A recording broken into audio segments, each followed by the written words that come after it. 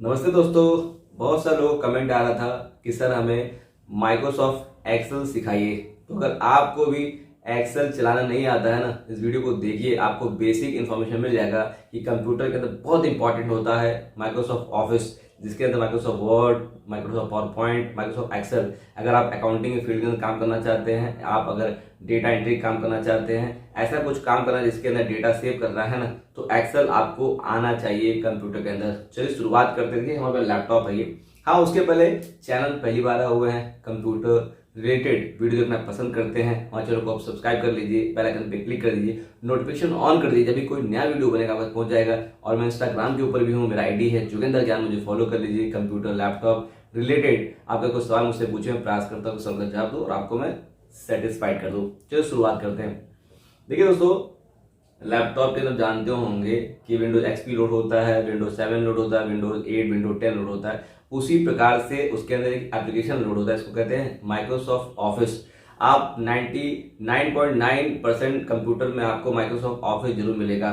अब आप समझ लीजिए कि माइक्रोसॉफ्ट ऑफिस क्या होता है। देखिए, आपको लेटर टाइप करना है, आपको कुछ एप्लीकेशन लिखना है, तो आपको माइक्रोसॉफ्ट वर्ड है जिसके अंदर जाके लिख सकते हैं। अगर आपको प्रेजेंटेशन बनाना है तो आप पावर पॉइंट में जाके काम कर सकते हैं। अगर आपको अकाउंटिंग का काम मतलब डेटा भी सेव करना है, आपको फॉर्मूला का कुछ काम करना है, ग्राफ चार्ट बनाना है, तो आपको माइक्रोसॉफ्ट एक्सेल जरूर आना चाहिए दोस्तों। चलिए देखिए, माइक्रोसॉफ्ट ऑफिस के अंदर जब से मैं काम कर रहा हूँ ना, पहले ऑफिस एक्सपी आता था, फिर ऑफिस 2000, फिर ऑफिस 2003, फिर ऑफिस 2007, फिर उसके बाद 2010, 30, इससे मैं ऑफिस 19 तक आता है। लेकिन मेरे लैपटॉप के अंदर माइक्रोसॉफ्ट ऑफिस 2007 लोडेड है। आपको इसी में बताऊंगा कि कैसे माइक्रोसॉफ्ट ऑफिस के अंदर एक्सेल खोलते हैं, कैसे उस पर काम करते हैं। चलिए लेके चलता हूँ लैपटॉप स्क्रीन के ऊपर और देखिए, इसको देख लेंगे ना तो आपको पक्का इन्फॉर्मेशन मिल जाए कैसे एक्सेल के काम किया दोस्तों। चलिए दोस्तों देखिए, ये रहा, देखिए लैपटॉप है ये, और लैपटॉप के कैसे खोलना है मैं आपको दिखाता हूँ।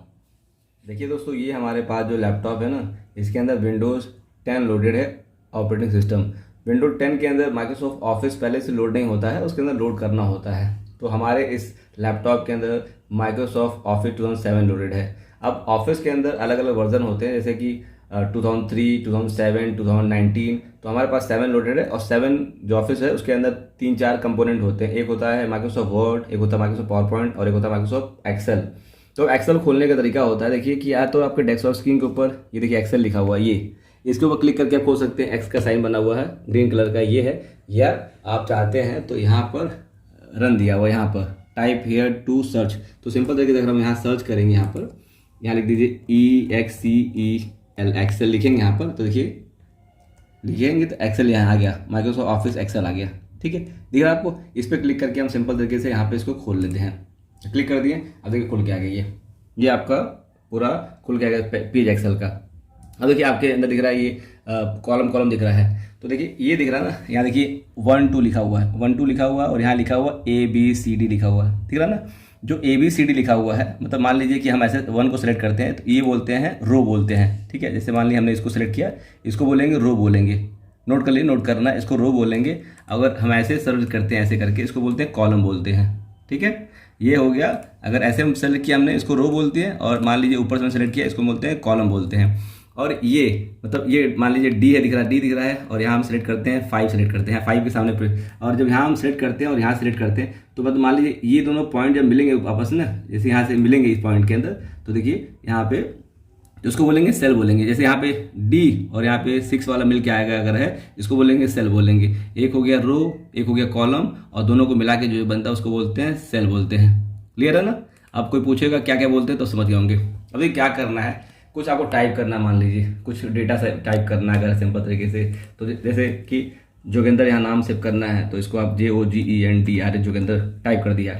अब ये जोगेंद्र साहनी लिखना हमको है, तो जोगेंद्र देखिए कॉलम बड़ा हो चुका है। क्या करना है, सिंपल तरीके इसको माउस से यहाँ पकड़िए, ऐसे पकड़ के, और देखिए ऐसे पकड़ इसको खींच लीजिए, दिख रहा ना, ये आपका जो है रो जो बड़ा हो गया। अब यहाँ टाइप करना, दोबारा हमको यहाँ टाइप करना, देखिए तो इसके ऊपर क्लिक कर देंगे, और यहाँ पे यहाँ क्लिक कर दिया। यहाँ क्लिक करके इस पर देखिए अपना हम जो है SAHANI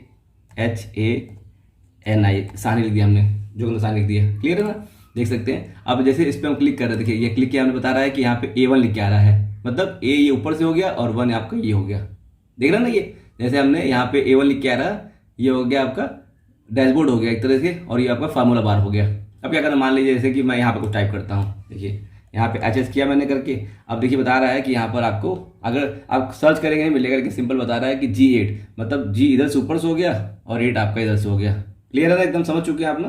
तो इसको बोलते हैं इस तरीके फार्मूला बार। अब मान लीजिए कुछ आपको जो है जोड़ना है, कुछ जोड़ना है, कुछ काम करना है, तो इसको हटाता हूँ मैं यहाँ से और यहाँ पर कुछ मुझे प्लस करना है। मान लीजिए मुझे कुछ प्लस करना है, 7 + 5 कितना होता है। तो देखिए फार्मूला करने का तरीका होता है कि यहाँ पे पहले आप जो है ये कर दीजिए, आप सिंपल यहाँ इक्वल टू दीजिए, ये देखिए इक्वल टू हो चुका, इक्वल टू हो चुका। इक्वल टू के बाद आपको क्या करना है, इक्वल टू के बाद में सीधे लिख देना, मतलब 7, और फिर उसके बाद प्लस कर दीजिए और इसके बाद 7 कर दीजिए। अब ये लिखा हो ना इक्वल टू 7 + 7 करना है, कितना होना चाहिए। अब हम सिंपल एंट्री कर देंगे, एंट्री का देखिए बता दिया 14 आ चुका, दिख रहा है ना सिंपल तरीके से, ये 14 आ गया एकदम। तो ये फार्मूला बार है यहाँ पर, जो फार्मूला आप देंगे, मतलब यहाँ मान लीजिए यहाँ पर क्या है, मुझे चाहिए कि जो है 8 इक्वल टू यहाँ देते हैं, हम इक्वल टू देते हैं, उसके बाद मान लीजिए 88 और उसके बाद जो है इनटू हमें करना नहीं मालूम है 67।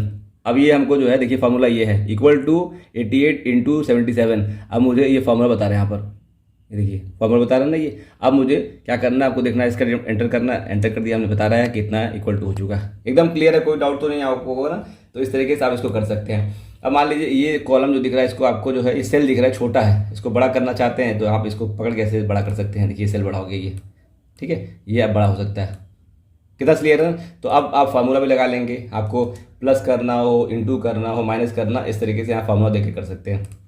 एक देखिए बहुत अच्छा मुझे लगता है कि देखिए यहाँ पे मैंने कॉलम आपका जो है ये दिया हुआ, रो दिया हुआ है, मैं यहाँ 1 लिखता हूँ, 1 लिखा मैंने, फिर उसके बाद जो है मैंने 2 लिख दिया, फिर उसके बाद मैंने यहाँ 3 लिख दिया, 3 दिया।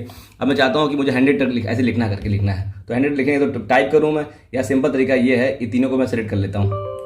लेकिन तीनों को मैं सेलेक्ट कर लेता हूँ, सेलेक्ट करने के बाद में, और ये नीचे दिया हुआ ना, यहाँ पे कोने में दिया हुआ है, इसको पकड़ के मैं ऐसे स्लाइड करता, देखिए जितना स्लाइड करूँगा उतना स्लाइड करूँगा, ऑटोमेटिक ये नंबर जो है जनरेट कर दिया, 1 2 3 4 5 6 7 8 9 10, देखिए हो गया ना, क्लियर है ना कितना तरीके। और इसी तरीके से आप चाहते हैं सेलेक्ट करके और नंबर चाहते हैं, इसको आप सिंपल यहाँ पकड़िए, पकड़ के ऐसे जो है इसको ऐसे खींचते रहिए, देखिए ऑटोमेटिक 22 23 24 आ गया, कितना अच्छा है ना।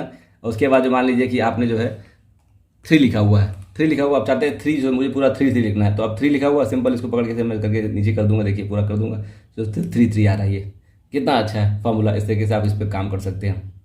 आप चाहते हैं कि मतलब अभी 5 लिखा हुआ है, 5 लिखा हुआ, 5 के बीच में हमको कुछ और ऐड करना है, तो आप क्या यहाँ पर इसको डिलीट करिए, या तो एक नंबर यहाँ पर जो है एक रो आप जो है इंसर्ट कर दीजिए। इंसर्ट करने के लिए सिंपल तरीके देखिए यहाँ पर दिया हुआ इंसर्ट ऑप्शन दिख रहा है ना, इंसर्ट दिख रहा है, इसके ऊपर क्लिक करने के लिए रो करना हमको है, तो इंसर्ट के ऊपर जो है सीट रो करना है, इस पर क्लिक कर देंगे और यहाँ देखिए हमारा जो एक खाली जगह आ गया, एकदम सिंपल ना। इसमें इसको रो बोलते हैं।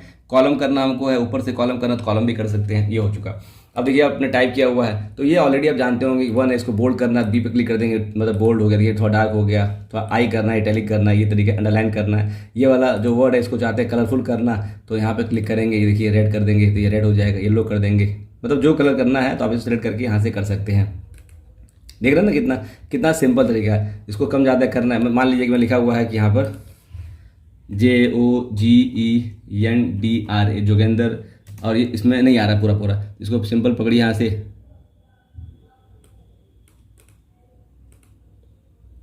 पकड़ इसको देखिए बड़ा कर लीजिए ऐसे करके, करना ना, बड़ा कर लिया ऐसे करके।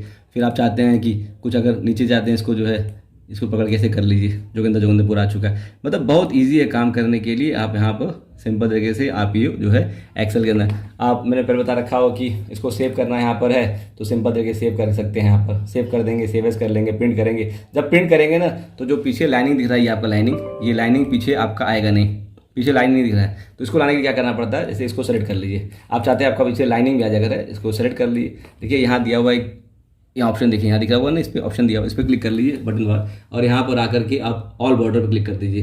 अभी देखिए मैं आपको प्रिंट व्यू दिखाता हूँ, ये है, मुझे प्रिंट करना अगर है, इस पर क्लिक करता हूँ मैं यहाँ पर आकर के प्रिंट के अंदर, प्रिंट व्यू के अंदर, तो देखिए बैकग्राउंड में कुछ नहीं, लाइनिंग नहीं है, ठीक है ना, ये देखिए कोई लाइनिंग नहीं पीछे आ रहा है, क्लियर है।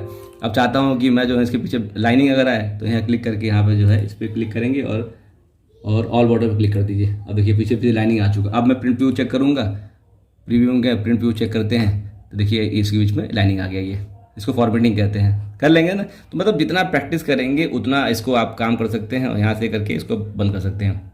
ये बेसिक सारी चीज़ें हैं। अब मान लीजिए कि ये डॉलर दिया 3 लिखा हुआ है, अब इसको 3 के समय डॉलर लगाना हमको है, यहाँ पे साइन देकर हम जो है यूनाइटेड डॉलर लगा देंगे तो $3 हो गया। क्लियर है ना? देखिए यहाँ पे है, और उसके बाद यूनाइटेड किंगडम हमको यहाँ पे लगाना है।